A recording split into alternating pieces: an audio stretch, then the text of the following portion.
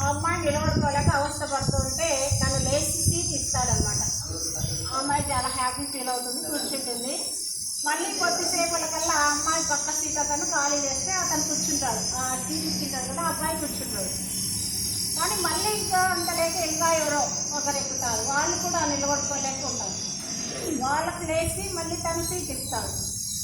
అలా ఆ బస్సు ప్రయాణం చేసినంత వరకు, ఆ బస్సులో వాళ్ళు వెళ్ళినంత వరకు కూడా ఆ ఖాళీ అయితే కూర్చుంటాడు. మళ్ళీ ఎవరైనా వస్తే లేచి సీట్ ఇస్తూ ఉంటాడు అనమాట. ఆ అమ్మాయికి ఆశ్చర్యం అవుతుంది, ఎందుకు ఇలా చేస్తున్నాడే అబ్బాయి, సీటు దొరికినా కూడా ప్రతి ఒక్కరికి ఇలా సీట్ ఇస్తున్నాడే అని అడుగుతుంది. ఎందుకు ఇలా మీరు ఇలా చేస్తున్నారే, ఎంత సంతోషంగా ఇస్తున్నారు, మీకు నిలబడుతుంటే ఏమనిపించలేదా, కాలు లేవా అంటే, నేను కష్టజీవిని, పని చేసుకొని జీవిస్తాను, నాకేం కాలు లేవు. ఎంతోమంది ఎంతో కష్టంతో ప్రయాణం చేస్తూ ఉంటారు. నా జీవితంలో నేను ఇతరులకు డబ్బు రూపకంగా, ఆర్థికంగా ఏ విధమైన సహాయము చేయలేను. అంటే నేను చేసే కష్టం, నా ఉద్యమం లేచినప్పటి నుంచి ఏదో ఇతరులకు సహాయం చేయాలా, ఏ విధంగానైనా సహాయం చేయాలా అనేది నా లక్ష్యం.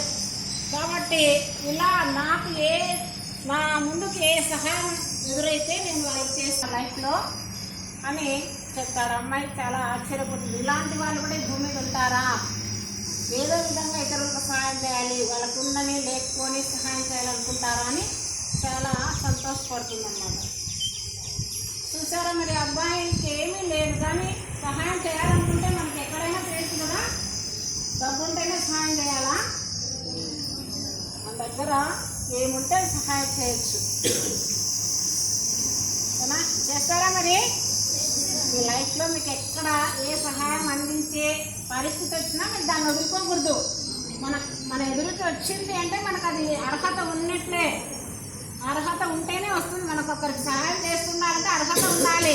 అందరికీ మనం చేయలేము, అందరూ అందరికీ సహాయం చేయలేరు. మనం ఇద్దరికి సహాయం చేస్తున్నామంటే మనకు అర్హత ఉంటేనే చేస్తాం. కాబట్టి అర్హత మనకు యూనివర్స్ ఇచ్చింది, సంతోషంగా చేయాలి. చేస్తారా?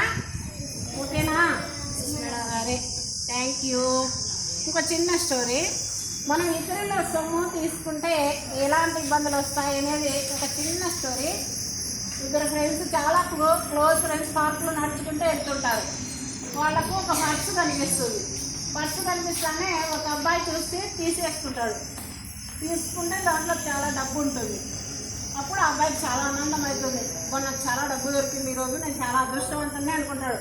ఆ పక్కన ఉంటే ఫ్రెండ్ ఏమంటాడు, ఇద్దరం చూసాం కదా, ఇద్దరం పంచుకున్నాము అంటాడు. అప్పుడు ఏ అబ్బాయి ఏమంటాడు, నేనే కదా చూసి తీసుకోండి, నాకే చెందుతుంది డబ్బంతా, నీకు ఇవ్వను అంటాడు. అంత క్లోజ్ ఫ్రెండ్ అయినా కూడా మళ్ళీ అక్కడ అలా అంటాడనమాట. ఇంకా అబ్బాయి వాదించడం ఇష్టం లేక సరేలే అని ఇంకా నడుస్తుంటే అంత లేక వెనకాల గట్టిగా అరుచుకుంటూ కర్ర తీసుకొని వస్తూ ఉంటారు. ఎవరా అని చూస్తే ఆ పర్సు పోగొట్టుకున్న వాళ్ళు, వీళ్ళు ఎవరో దొంగతనం చేసినారు మా పర్సునని వాళ్ళు వీళ్ళని వెంబడిస్తాము.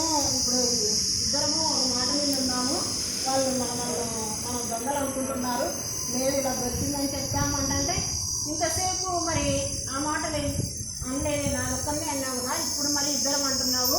సమస్య ఎదురయ్యేసరికి అది మంచిది కాదు కానీ అబ్బాయి నేరుగా వెళ్ళిపోతాడు. ఈ అబ్బాయి చిక్కులో పడతారు. వాళ్ళంతా వచ్చి బాగా కొట్టబోతారు. కానీ ఇట్లా కల్పించుకోవడం చెప్తాడు, నాకు దొరికింది, మీకు ఇచ్చేద్దాం అనుకుంటున్నాను. చూడు ఎంత స్వార్థమో, డబ్బు కనిపిస్తానే నాది అనేది అనుకుంటారు. కానీ అతనికి మళ్ళీ సమస్య వెంటనే వచ్చేసిందా లేదా? ఎవరమైనా కానీ ఆ డబ్బు ఇద్దరు కూడా తీసుకోకూడదు. దేవుడు ఎవరికి ఇవ్వాలి, అది మనది కాని వస్తువు ఎవరికి ఇవ్వాలి? దేవుడిని వాళ్ళకి ఇవ్వలేకపోయినా పోలీస్ స్టేషన్లో అప్పగించాలి. మనం తీసుకోకూడదు, ఇతరుల సొమ్ము తీసుకోకూడదు, ఎవరిది కాలేదు. అప్పుడు ఏం చేయాలి, దాన్ని గుండీలో వేయాలి. ఏం చేయాలి? దేవుని గుండీలో. అది మనం తీసుకుంటే ఆ కర్మను మనం తీసుకుంటాం. ఇతరుల సొమ్ము మనం తీసుకుంటే ఆ కర్మను మనం తీసుకుంటాం. కాబట్టి ఎప్పుడు కూడా ఇతరుల సొమ్మును తీసుకోకూడదు. ఓకేనా? Okay, thank you. మీ అందరికీ వేల కృతజ్ఞతలు. ఎందుకంటే మాతో పాటు ఈ సంవత్సరం అంతా కలిసి ప్రయాణం చేశారు ఒక ధ్యాన మార్గంలో. ఈ ధ్యానాన్ని ఎవరు వదిలిపెట్టద్దు.